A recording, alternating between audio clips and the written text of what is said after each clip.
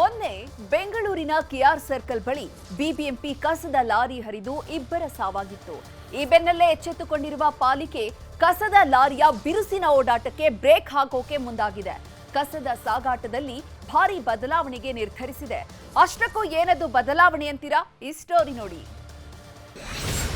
ಸರಣಿ ಅಪಘಾತದ ಬಳಿಕ ಎಚ್ಚೆತ್ತ ಬಿಬಿಎಂಪಿ. ಯಮ ಲಾರಿಗಳ ಓಡಾಟಕ್ಕೆ ಪಾಲಿಕೆ ಬ್ರೇಕ್.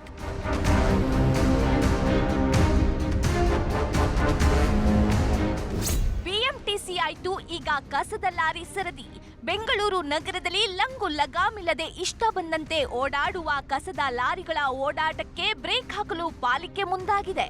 ಮೊನ್ನೆಯಷ್ಟೇ ಪಾಲಿಕೆ ಕಸದ ಲಾರಿಗೆ ಊಟಕ್ಕೆ ಹೋಗ್ತಿದ್ದ ಇಬ್ಬರು ಸ್ನೇಹಿತರು ರಸ್ತೆಯಲ್ಲೇ ಪ್ರಾಣ ಬಿಟ್ಟಿದ್ರು.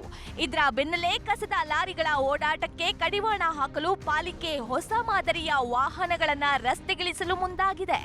ಇಂಟಿಗ್ರೇಟೆಡ್ ವೇಸ್ಟ್ ಮ್ಯಾನೇಜ್ಮೆಂಟ್ನಲ್ಲಿ ದೂರಕ್ಕೆ ನಮ್ಮ ಈ ದೊಡ್ಡ ಗಾತ್ರದ್ದು ವಾಹನಗಳು ಹೋಗಬಾರ್ದು.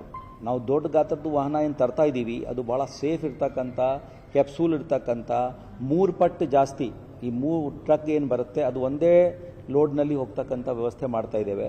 ತಾತ್ಕಾಲಿಕವಾಗಿ ನಾವೇನು ಮಾಡ್ತೀವಿ ಅಂದರೆ ಎಲ್ಲ ಫಿಟ್ನೆಸ್ ಟೆಸ್ಟ್ ತಗೊಳ್ತಾ ಇರ್ತೀವಿ. ಫಿಟ್ನೆಸ್ನಲ್ಲಿ ಇರ್ತಕ್ಕಂಥ ಕಂಪ್ಯಾಕ್ಟರ್ಗೆ ಮಾತ್ರ ಬಿಡ್ತೇವೆ. ಅದಕ್ಕೆ ಸ್ಪೆಷಲ್ ಡ್ರೈವ್ ಮಾಡಿದ್ದೆ. ಆಟೋಸ್ಗೂ ಇದನ್ನು ಮಾಡಿದ್ದೀವಿ. ಈ ವೆಹಿಕಲ್ ಏನಿದೆ ಅದು ಬರೀ 1 ವರ್ಷ ಹಳೆದು ವೆಹಿಕಲ್ ಇದೆ. ಹಳೆ ವೆಹಿಕಲ್ ಇದೆ ಅಂತ ಹೇಳೋದಕ್ಕೆ ಬರಲ್ಲ. ಇಟ್ ಈಸ್ ಅ ಹೊಸ ವೆಹಿಕಲ್. ದುರ್ಘಟನೆ ಆಗಿದೆ, ಯಾರ್ದು ಜವಾಬ್ದಾರಿ ಇದೆ ನೋಡೋಣ. ಬಟ್ ಸಿಸ್ಟಮಿಕ್ ಆಗಿ ನಾವು ಹೇಳ್ತಾ ಇರೋದು ಮುಂದೆ ಸರಿಯಾದ ಸಿಸ್ಟಮ್ ಬರಲೇಬೇಕಾಗಿರುತ್ತೆ. ಈ ಥರ ದೊಡ್ಡ ಕಂಪ್ಯಾಕ್ಟರ್ನಲ್ಲಿ ಮಾಡ್ಲಿಕ್ಕೆ ಬರೋದಿಲ್ಲ. ಅದು 3 ಪಟ್ಟು ಜಾಗ ತಗೊಳ್ತದೆ. ಅದಕ್ಕಿಂತ ಬೆಟರ್ ವೆಹಿಕಲ್ಸ್ ಬರ್ತಾ ಇದೆ, ಅದು ತಗೊಳ್ತಾ ಇದ್ದೀವಿ. ನಮ್ಮ ಇಂಟಿಗ್ರೇಟೆಡ್ ವೇಸ್ಟ್ ಮ್ಯಾನೇಜ್ಮೆಂಟ್ನಲ್ಲಿ ಆ ಥರ ಇದೆ. ಬೆಂಗಳೂರಲ್ಲಿ ಪ್ರತಿ ವಾರ್ಡ್ಗೆ 1 ಟ್ರಕ್, 3 ಆಟೋಗಳ ಮೂಲಕ ಕಸ ವಿಲೇವಾರಿ ಮಾಡಲಾಗ್ತಿದೆ. ಈ ಹಿನ್ನೆಲೆ 190ಕ್ಕೂ ಅಧಿಕ ಬಿಬಿಎಂಪಿ ಕಸದ ಲಾರಿಗಳು ನಗರದಲ್ಲಿ ಓಡಾಡ್ತಿವೆ. 3 ಲಾರಿಯಲ್ಲಿ ಸಾಗಾಟ ಮಾಡುವ ಕಸವನ್ನ ಒಂದೇ ಟ್ರಕ್ನಲ್ಲಿ ವಿಲೇವಾರಿ ಮಾಡಲು ಕ್ಯಾಪ್ಸೂಲ್ ಮಾದರಿಯ ಟ್ರಕ್ ಖರೀದಿಗೆ ಪಾಲಿಕೆ ಮುಂದಾಗಿದೆ. ಈ ಮೂಲಕ ಅಮಾಯಕ ಜೀವ ಬಲಿ ಆಗುವುದನ್ನ ತಡೆಯಲಾಗುತ್ತಂತೆ. ಇದನ್ನು ಮೇಂಟೈನ್ ಮಾಡೋದಕ್ಕೆ ಯಾರ ಕೈಯಲ್ಲಿ ಆಗ್ತಾ ಇಲ್ಲ. ಪ್ರೈವೇಟ್ನವ್ರು ಕೊಟ್ಟೆ ಈಗ ಬಿಬಿಎಂಪಿ ಪರ್ಚೇಸ್ ಮಾಡ್ತೀನಿ ಅಂತ ಇದೆ.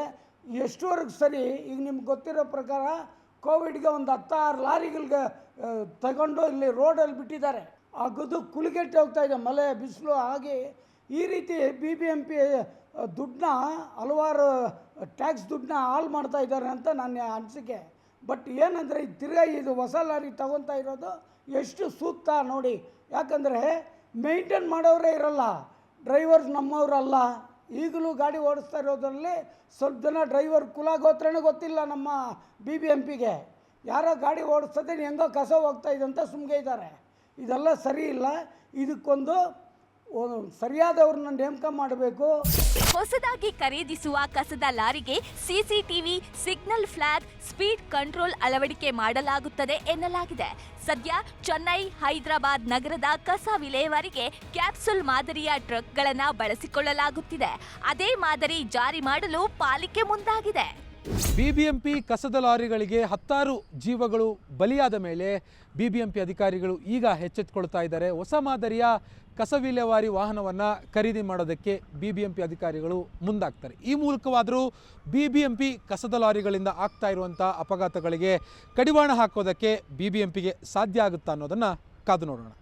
ಬೆಂಗಳೂರಿನಿಂದ ಕ್ಯಾಮರಾ ಪರ್ಸನ್ ಯೋಗೀಶ್ವರ ಜೊತೆ ಅಶಿಕ್ ಮುಲ್ಕಿ, ನ್ಯೂಸ್ 8. ಕನ್ನಡಿಗರ ನೆಚ್ಚಿನ ನ್ಯೂಸ್ 18 ಕನ್ನಡ ಈಗ ವಾಟ್ಸ್ಆಪ್ನಲ್ಲೂ ಲಭ್ಯ.